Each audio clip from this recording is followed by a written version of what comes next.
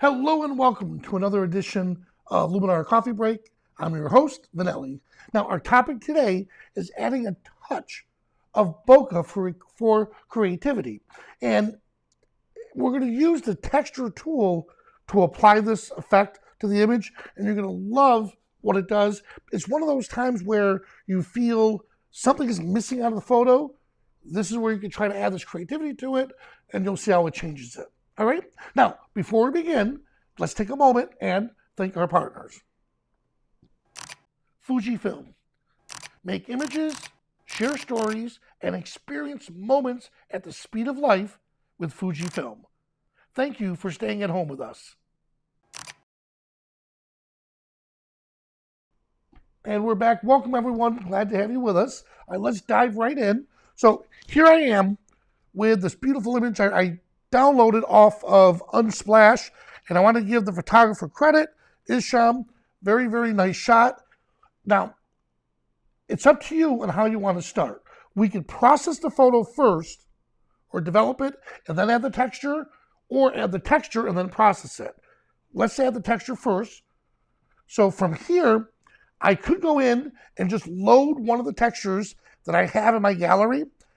One problem with this is I didn't like how the colors added to these textures, so I'd have to go back and convert them all to black and white. They didn't come out the way I wanted it to. In fact, let's use this one here. So this one here, and we would change the layer blend mode, lighten or screen. Screen looks good. And typically I have it at 100%. I saw this, it wasn't what I was looking for. So I downloaded these looks from Nicole Young, and she has all these bokeh looks. I believe it was number 27. Yep. So I applied the one that she came up with, and all these looks really are is just bokeh, just the bokeh itself added to the texture. You have to change the layer blend mode. That's one of the big keys. And either overlay or either screen or overlay looks pretty good. Let's start with screen first. Good. And then if that doesn't do it for you, go to overlay. And I like overlay better. Now, at this point, we have a couple options we can do. All right. We could change the brightness of it. I can add a little more contrast to it. Now, for saturation, what I didn't like is it was affecting the flower also, so I left that alone. Now, where the areas I don't want it to appear, this is where the edit mask comes in. Brush, and I want to erase or paint out the effect just in this area right here. Good. In fact, I'm going to turn off the highlighter for a moment. And let's take this up to 100%. Same thing. I'm going to paint around the area that I don't want that texture to appear. And if I need to, click paint and then just go right back over some of these areas that I missed. All right, that looks good. And click done. Now, so that's how we added the texture to it. Now, let's process the photo to make it look even better.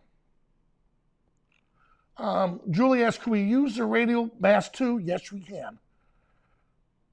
All right, so we come back over here.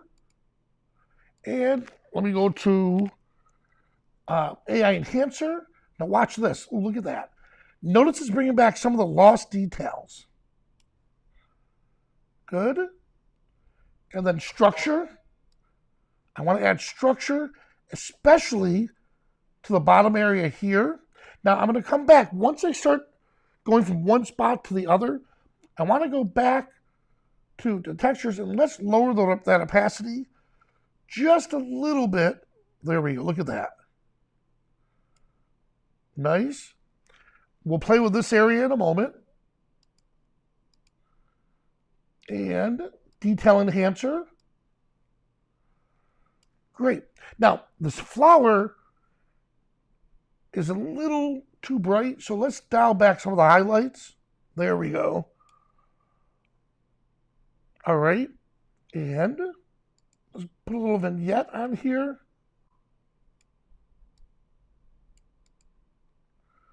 Good. Feather it. And I want to choose just that center spot here. That's it. There we go. All right. Now I'm going to come back up to here. And let's bring back some of this area right in here. All right. So far, I like where it's heading.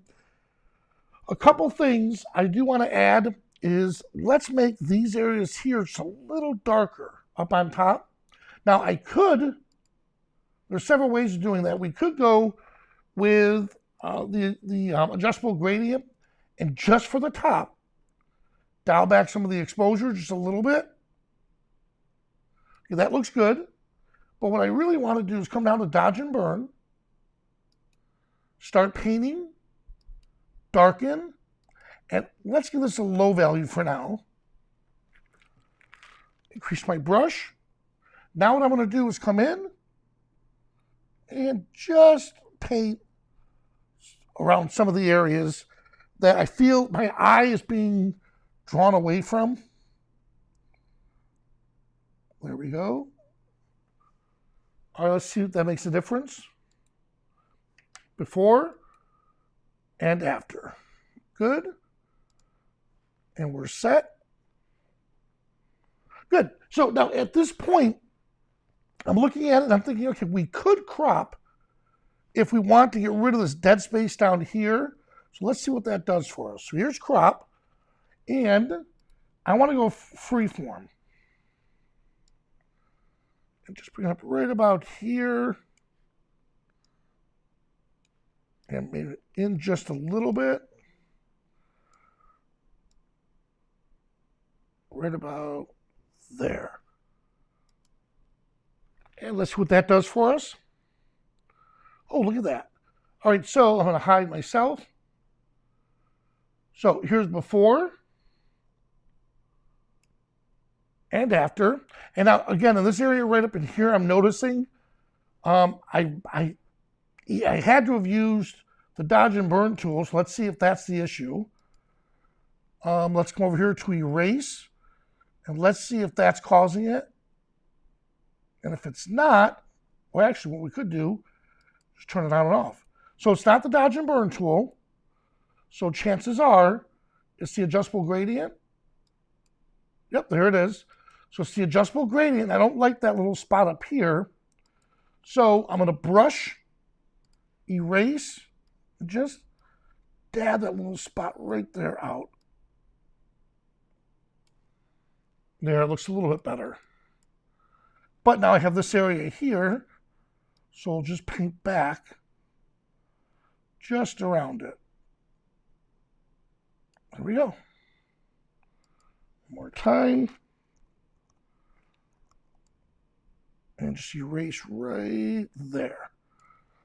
There we have it. All right. So, there we go. There we have it. Just by using the bokeh effect or the texture overlay, what we're able to do is just add a little touch of creativity to an image that already looks cool. I really like this shot. And Isham, I hope I'm pronouncing it correctly. Thank you for that. Looking at this motivated me to want to go out. And it's a simple technique. In fact, let me do before and after. Here's before. Here's after. So he put it on a nice gravel area, put the rose down, got really, really low, put a little bit of water in front of it, and then captured a beautiful shot, in my opinion. So it's a very easy technique to replicate, and I love what it did. So this is how sometimes I find my creativity. If I start to get lost in it, is I'll go to different websites and look at what people have done and figure out how I can recreate it, and then use the tools in Luminar to help me make it or take it to that next step. All right? Well, guys, thank you so much for joining me today, and I'll see you at the next coffee break.